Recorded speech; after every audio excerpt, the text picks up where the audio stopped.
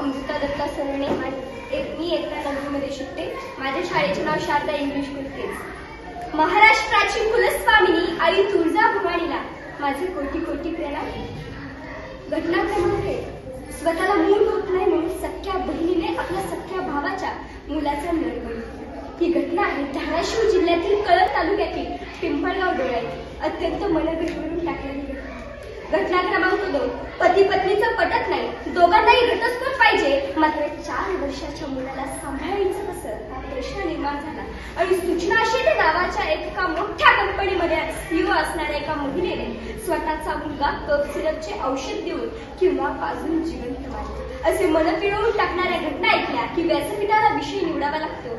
हरवली नाती आणि गडबडली माती. या स्पर्धेचे सुद्धा संयोजक, तज्ञ मार्गदर्शक, गुणज्ञ शिक्षक, सुखंदर परीक्षक व साताप्रमाणे डोळ्यात प्राण आणून ऐकणारे तुम्ही श्रोते बंधू आणि भगिनींनो, माझ्या मायबापांना व तुम्हा सर्वांना वंदन करून मी विषय निवडते हरवली नाती आणि गहिवरली माती. विषय खूप सुंदर, संवेदनशील व हृदयस्पर्शी आहे. या विषयाच्या निमित्ताने मला नाती हरवण्याची व माती गहिवरण्याची कारणे व त्यांची परिणाम व पुन्हा ही नाती जिवंत करण्याचा आशावाद अभ्यासण्याची संधी मिळाली.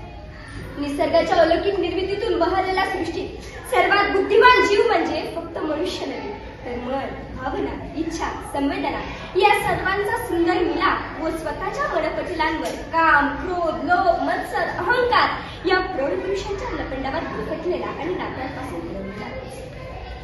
आज कोरोनाच्या पाठीत लोकसंख्या वाढते, माणूस सुखाचा उपभोग घेतोय, चैनीत जगतोय, सुखसोयींची रेल चले. माणूस मात्र आपल्या नात्यांपासून वगत चालला, म्हणजेच तो नाती विसरत चालला आहे. माणूस आपल्या हव्यासासाठी, प्रगतीसाठी आणि स्वार्थासाठी नाती विसरून त्यांचा जीव घेऊन मागे पुढे पाहतो. जिथं बहीण भावाचं नातं, भावाच्या पाठीवर आलेली बहीण किंवा बहिणीच्या पाठीवर आलेला भाऊ, अशा परिस्थितीमध्ये जी नाती सांभाळली जाणे अपेक्षित असते, अशा परिस्थितीमध्ये हीच नाती हरून चालली की काय अशा माझ्या मनामध्ये प्रश्न निर्माण होतो.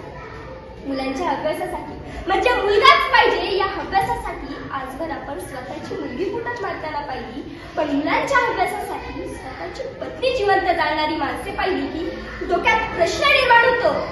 याच खरंच माणुसकी शिल्लक राहिली आहे का? या नात्यातल्या मध्ये दुरावा निर्माण होत तर आहेतच, पण हरवली नाती आणि गहिवरली माती या मातीला सुद्धा आपण आपली माता मानतो, जी राष्ट्राची माता आहे, जिला आपण आई मानतो. ती राष्ट्रत्वाची भावना तर दूरच, मात्र हा नात्यांमध्ये खूप मोठा दुरावा केवळ आणि केवळ अभ्यासापोटी निर्माण होतो. पाऊस पडत असताना माणसाला हातात छत्री धरावीशी वाटते, पण पाऊस पडायचा थांबला की माणसाला हातातल्या छत्रीचे सुद्धा ओझं वाटू लागतं. अगदी त्याचप्रमाणे आई वडील वृद्ध झाले की ती घरात नकोशी वाटतात.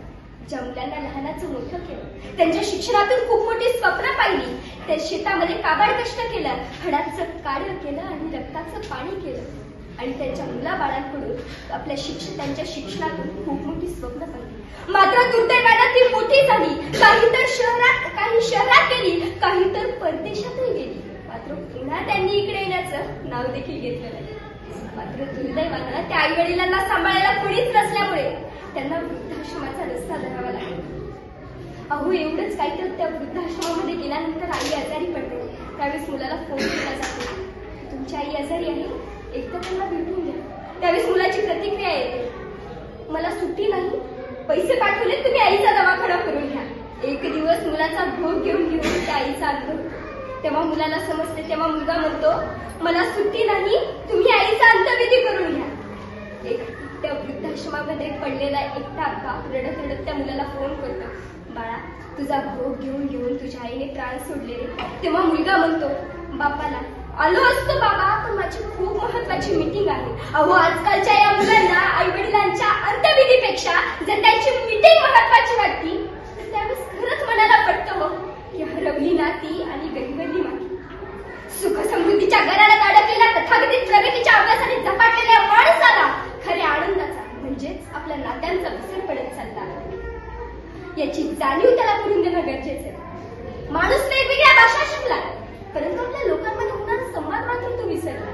तेव्हा बहिणाबाईंची कविता आठवते, माणसा माणसा कधी होशील माणूस, लोकांसाठी रे झाला तू माणसाचा रे माणूस. या लोभानेच नात्यांचं हरण केला.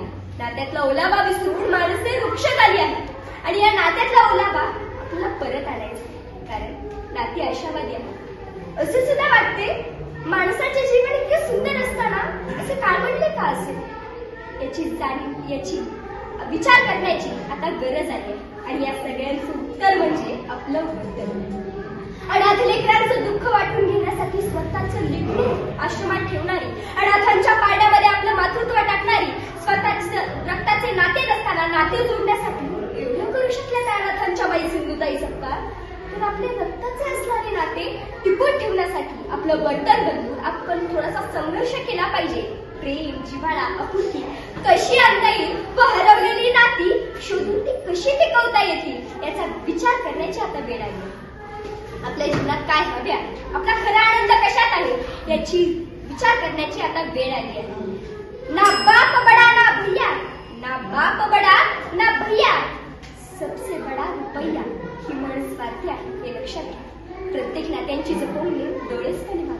थोड्या मोठ्यांचा मान राखावा, सर्वात कणखरपणा ठेवावा. सर्वात महत्वाचे म्हणजे संयमी बनायला हवे.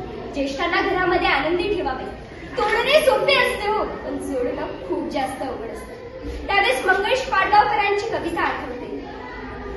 या जन्मावर या जगण्यावर शतदा प्रेम करावे, यासाठी सकारात्मक विचार अंगी बाळगावे. कुटुंब व नाती हीच खरी जगण्याची शक्ती असते. या संकल्पनेने जर जीवन जगले तर आपल्या जवळ असलेली नाती नक्कीच अबाधित राहतील व हरवलेली नाती परत मिळतील व परत असं म्हणण्याची वेळ येणार नाही की हरवली नाती आणि घरीवरली माती. शेवटी एवढंच म्हणेल, घर असावे घरासारखे, घर असावे घरासारखे, नको तर नुसत्या भिंती, नको तर नुसत्या भिंती, तिथे असावा प्रेम जिव्हाळा, नको तर नुसती नाती, नको तर नुसती नाती. धन्यवाद.